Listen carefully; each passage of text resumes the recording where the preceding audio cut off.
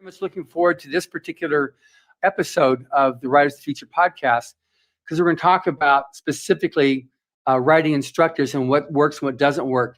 But before we get into that, your history with Writers of the Future, because you're the grand prize winner all the way back in volume 3. So I'm just curious how you found about the contest and your curve to actually winning it. Yeah, well, I joined a little writing group at Brigham Young University when I was there, and it was all science fiction and fantasy writers. And I probably had been going for a month or so when one of the authors, M. Shane Bell, said, "Hey, I've heard about this really cool new writing contest."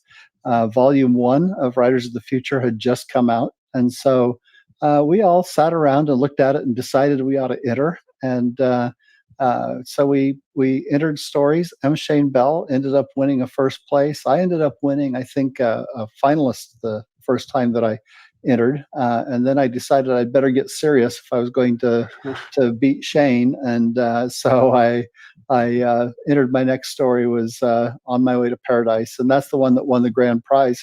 And within about 2 weeks of winning the grand prize, I ended up getting my first 3-book contract from Bantam Books.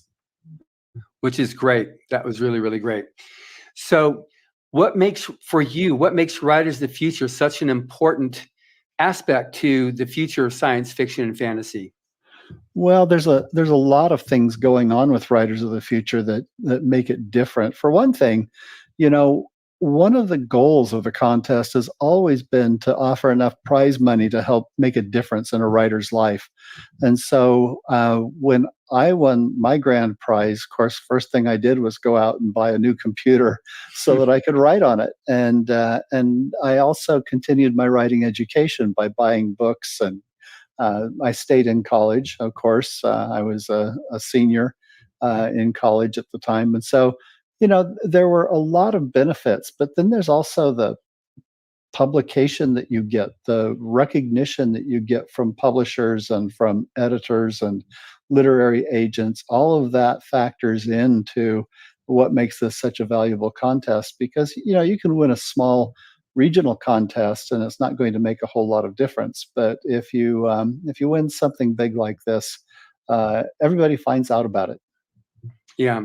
Plus, this contest has now grown so much that it's got entries from over 175 countries. And it's, we have winners every year from all over the world, which is just really, really great. And you get to see all the entries, and it's considerably more than it was in 1985 when the first call went out. Yes, exactly. Now, the contest was created by L. Ron Hubbard shortly following his having released Battlefield Earth. So how familiar were you with him at the time, or how familiar did you become with him as a result of the contest? I wasn't real familiar with L. Ron Hubbard at the time. I remember that my parents had a Dianetics book, as I recall, growing up, and so I was familiar with the name.